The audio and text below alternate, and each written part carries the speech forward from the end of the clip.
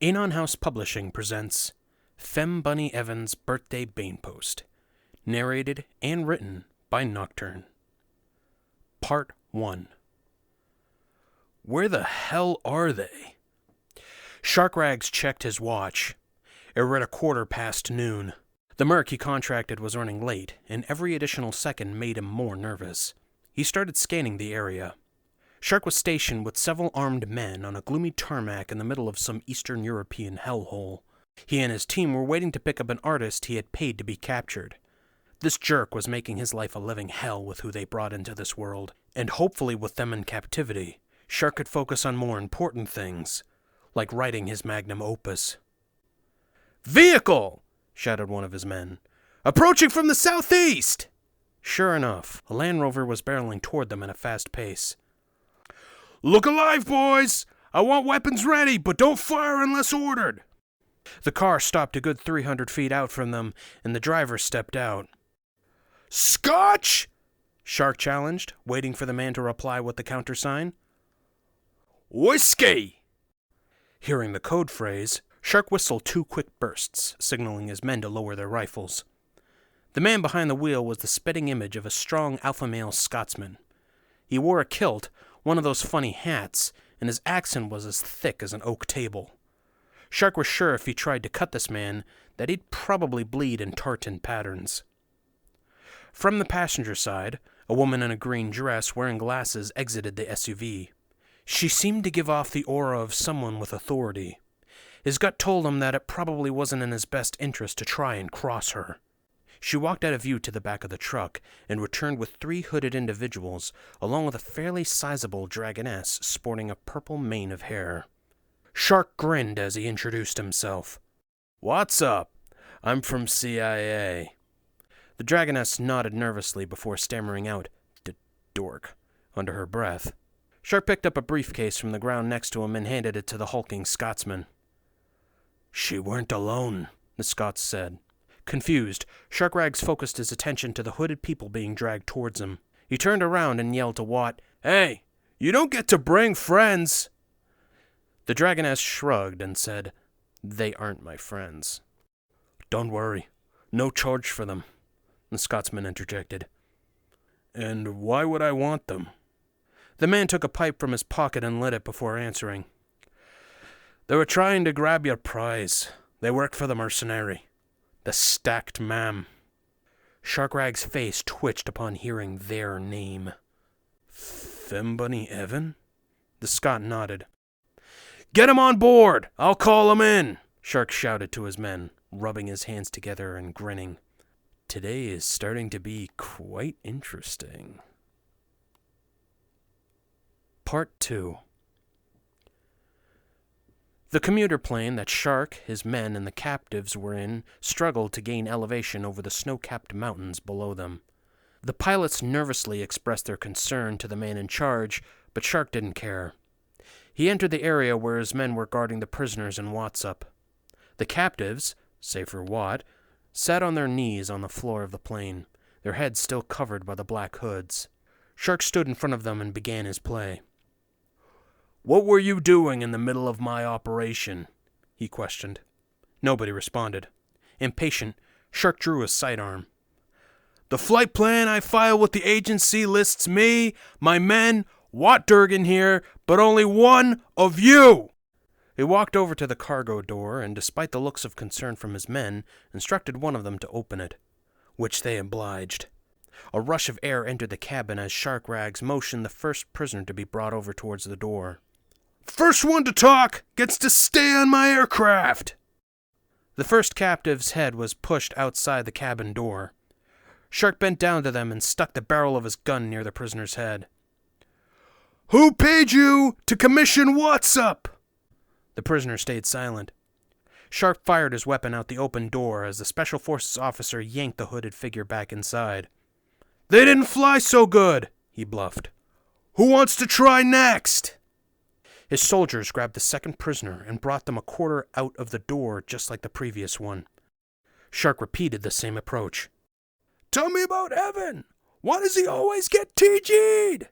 he shouted, starting to lose his patience. The second prisoner again didn't respond.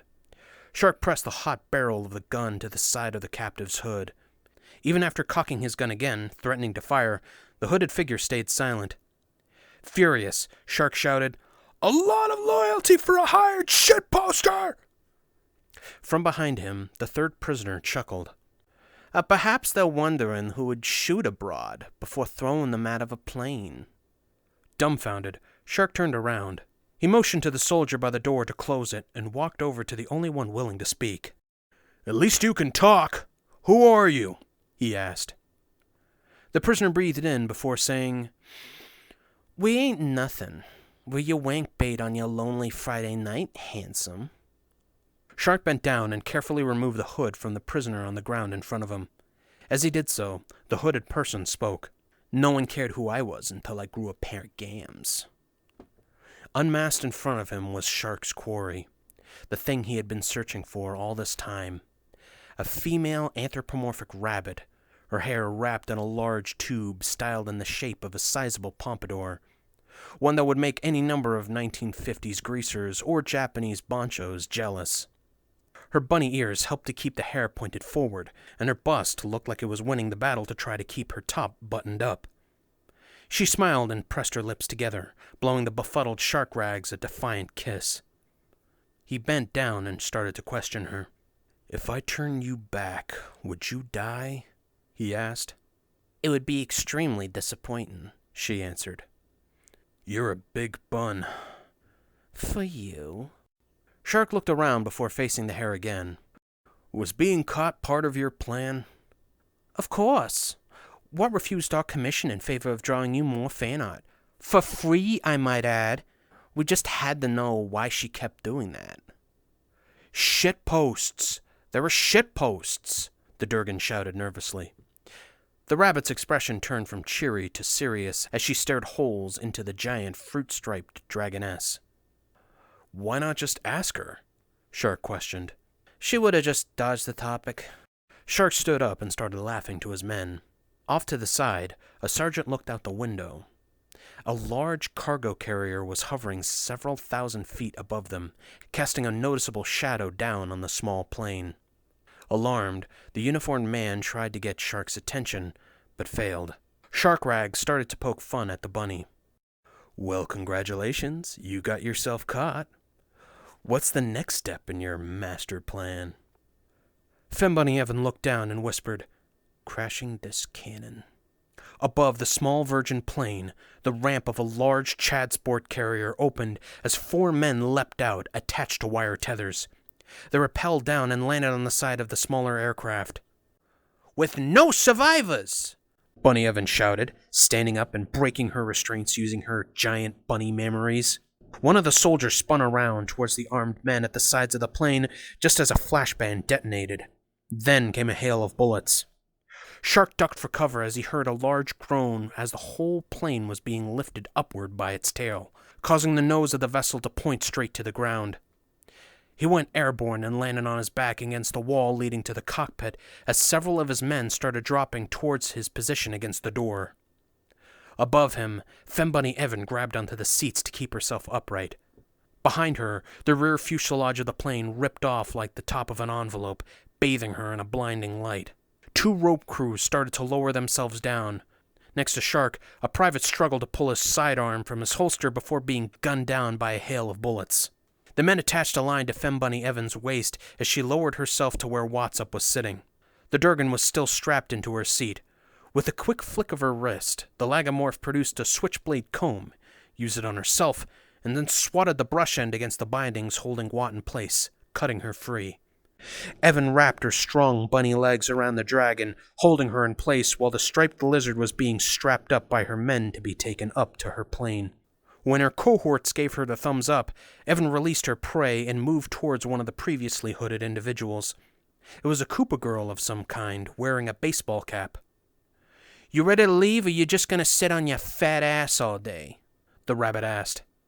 "Nah, they expect one of us in the wreckage," the yellow turtle girl said, putting her arms around her head, accepting her fate. "We started the shit." Bunny Evan placed her paw on the Koopa girl's chest and finished, "The shit rises." She moved away, and just as she was about to rope herself up, Evan looked down to give one last look towards Shark. It was covered in bodies, weakly lifting his hand out to the rabbit, who gave him a sorrowful look. She started to lower herself down just a little bit and reached her hands out as if she intended to grab him and rescue Shark from his grim fate. Just as some small glimmer of hope started to enter his eyes, Bunny Evan stopped and flipped him off using both of her hands before being quickly drawn up by her men. "Damn you, Femme Bunny Evan! Damn you to hell!" he screamed, as a large plane let go of the remaining fuselage, which began to drop towards the mountains. Part 3. Shark woke up in a cold sweat. He looked around his room in a frenzy, trying to register his surroundings. Eventually, his mind understood that he was safe and in bed. Oh, it was all a dream. He plopped down on the mattress and rolled to his side. Lying next to him under the blankets was a naked Femme Bunny Evan. She smiled at him and worryingly asked, "Bad dream, Shug?" "Mm-hmm," he whispered. "Oh, my poor baby. Here, let Miss Bun Bun give you a kiss and make you feel all better." She leaned in close and stretched her bunny lips toward Sharkrags. He closed his eyes, preparing for the kiss. The sweetness of her mouth, the gentle way she slid her tongue against his own, the feel of her breasts against his bare chest. Bwah! Shark jumped upright from his lying position. Covered in sweat, he looked around and saw the only one in bed with him was that body pillow that he got from some dork that watched his art streams on a regular basis. "Oh, for another freaking dream!" he shouted, wiping away the sweat from his brow. He slid back down and covered his head with his blankets and muttered, "That's it. No more Baneposting on TV before bed." The end.